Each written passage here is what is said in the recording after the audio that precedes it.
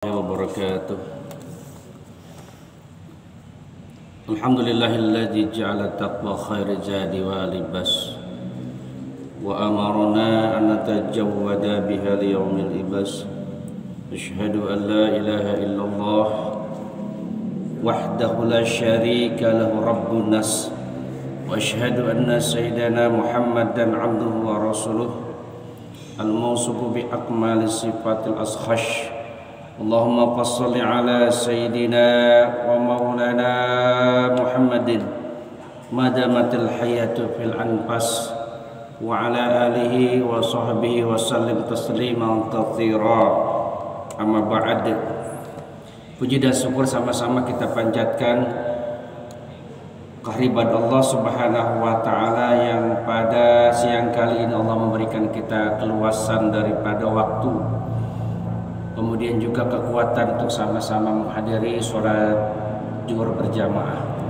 Sholawat dan salam semoga terlimpah kepada baginda alam Nabi besar Muhammad sallallahu alaihi wasallam, pada keluarganya, para sahabat, para tabi'in, para alim ulama. Insyaallah kita sebagai umatnya yang senantiasa taat patuh menjalankan ajaran sunnah-sunnahnya. Amin ya rabbal alamin.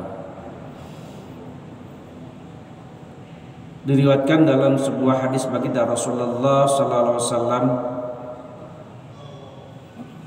kharaja jati yaumi ala ashabihi. Ketika Nabi menemui para sahabat, baginda Rasulullah sallallahu alaihi wasallam bertanya kepada sahabat-sahabatnya, kaifa asbahtum, bagaimana keadaanmu pada waktu pagi ini? Kemudian para sahabat menjawab, faqalu asbahna mu'minina billah. Mereka menjawab, kami dalam keadaan iman kepada Allah. Faqala wa ma alamatu imanikum. Kemudian ditanya lagi, qalu nasbiru ala bala'i wa nashkuru ala raja wa tarda bil qada. Ya Rasul, kami dalam keadaan iman kepada Allah. Kemudian apa tanda-tanda keimananmu, kata Nabi? Mereka menjawab, kami sabar terhadap musibah, bersyukur atas nikmat di waktu lapang, ataupun bersyukur dalam keadaan di waktu senggang atau dalam kesenangan. Kemudian aku ridho terhadap qada Allah, ketetapan Allah. Kemudian Nabi SAW bersabda, kalau begitu antul mu'minuna haqqan wa rabbil ka'bah, bahwa kalian adalah orang-orang mukmin yang sebenarnya, demi Allah yang memelihara Ka'bah. Jadi baginda Rasulullah bertanya kepada sahabat itu tentang bagaimana keadaanmu. Saya sedang beriman, saya bersyukur terhadap nikmat, kemudian ridho terhadap apapun ketetapan Allah, qada qadar. Nah, ini kata Nabi bahwa sesungguhnya kualitas seorang ini yang dijawab oleh para sahabat adalah dia adalah orang-orang yang benar-benar mukmin. Kemudian sebagian ulama ma'rifat mengatakan bahwa sabar itu ada 3 tingkatan. Yang pertama adalah tarkus syakwa wa hiya darajatut ta'ibi'in, wa ridha bil qudrat wa hiya darajatut jahidin, wal mahabbatu bil i'tila wa hiya darajatus siddiqin. Pertama, tidak suka menceritakan nasib buruk kepada selain Allah. Ini orang yang sabarnya luar biasa. Dia tidak menceritakan apapun takdir buruknya, apa yang menimpanya dalam dirinya kepada selain Allah. Dia hanya mengadu kepada Allah Subhanahu wa taala. Ini tingkatan sabarnya para tabi'in. Kemudian ridho atas ketetapan Allah. Ini adalah sabar tingkatan orang-orang yang zuhud. Jadi apapun yang Allah tetapkan dia ridho, dia terima. Kemudian cinta akan musibah. Ini adalah sabar tingkatan para shodiqin. Jadi kalau ada orang yang diuji, bahkan dia malah cinta dengan ujian itu. Ya, ini tingkatannya orang-orang shadiqin. Ya. Terakhir, ya, ada sebuah makalah dari Ibnu Athaillah bagaimana kita beribadah, ya, kualitas ibadah kita, ya, terhadap apa yang kita lakukan. Beliau mengatakan man ibadahu lashin yarju minhu awliyad fa'a bi ta'atih warudal uqubah anhu fama qama bihaqqi awsafah fama qama bihaqqi awsafih.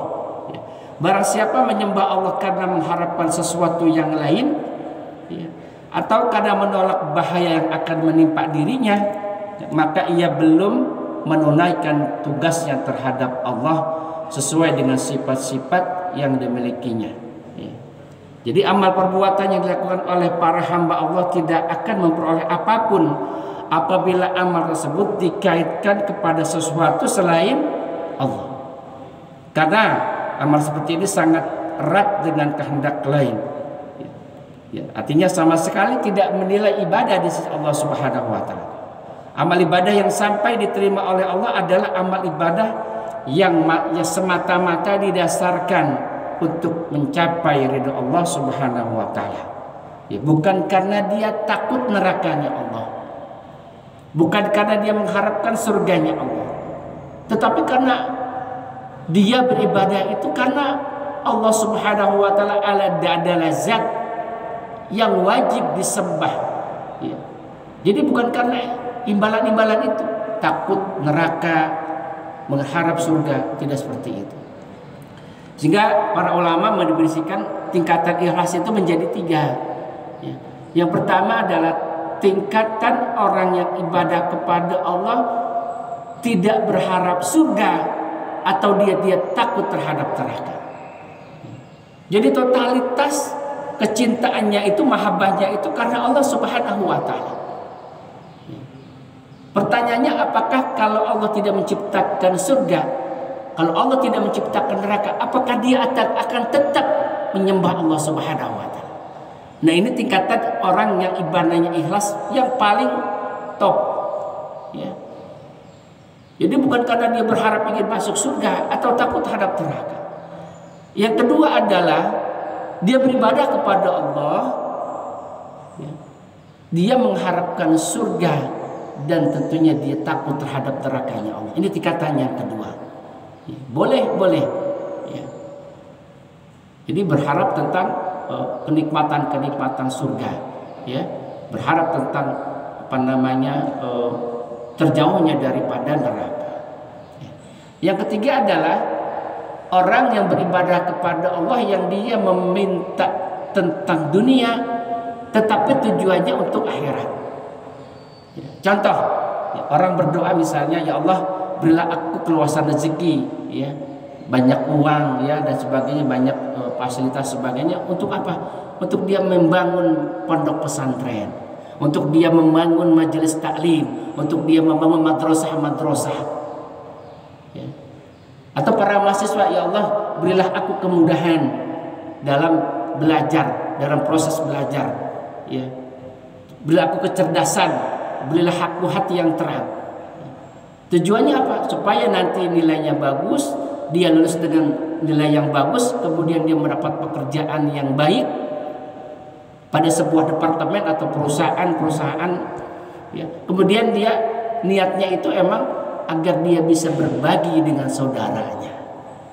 Nah, jadi ini tingkatan yang ketiga. Ikhlasnya itu yang tingkatan yang ketiga. Jadi bisa dipahami, ya. Yang pertama nih, ini tingkatan para wali Allah, ya. Apapun yang dia lakukan itu cintanya totalitas hanya kepada Allah, ya. Tidak takut neraka, tidak berharap surga, tidak seperti itu, ya. Yang kedua itu dia berharap tentang kenikmatan surga, kemudian dia takut terhadap nerakanya Allah. Dan yang ketiga dia meminta tentang dunia tapi tujuannya untuk akhirat, ya, gitu. Ada sebuah riwayat juga di sini pada saat Nabi Daud, ya, mendapatkan wahyu dari Allah Subhanahu wa taala. Ya. Kata Nabi Daud, ketika Allah menurunkan wahyu kepadaku, ya, Sesungguhnya hamba yang paling aku cintai ialah beribadah semata-mata karena aku, ya. Bukan karena mengharapkan pahala, ya. Demikian juga bukan karena adanya pembalasan ajab neraka dan kesenangan-kesenangan surga. Bukan semata-mata Allah telah menyediakan surga lalu kita beribadah, atau takut kalau karena adanya neraka, atau khawatir tertimpa ajab, ya, di dunia maupun di akhirat. Sebab kalau demikian maka tentu manusia tidak akan menyembah Allah, ya. Jadi yang disampaikan itu wahyu Allah kepada Nabi Daud. Jadi apakah kalau Allah tidak menciptakan neraka kamu masih mau menyembah? Kalau Allah tidak menciptakan surga, apakah masih kamu mau menyembah kepada Allah? Ya. Makanya tingkatan para wali itu luar biasa, tidak berharap apapun. Alam yanil ladzina amanu anta syaqulubuhum li dzikrah wa ma nazala minal haq. Hambaku, kapan kau mencinta aku secara hak? Ya.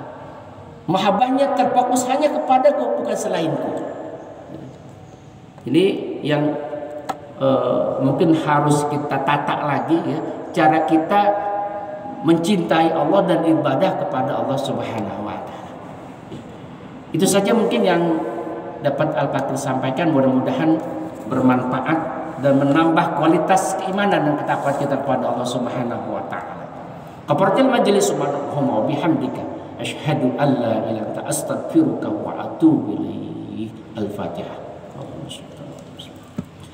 Alhamdulillahirabbil alamin arrahmanir rahim maliki yaumiddin iyyaka na'budu wa iyyaka nasta'in ihdinas siratal mustaqim siratal ladzina an'amta 'alaihim ghairil maghdubi 'alaihim waladdallin. Allahumma fid ila atmamit thariq. Assalamualaikum warahmatullahi wabarakatuh.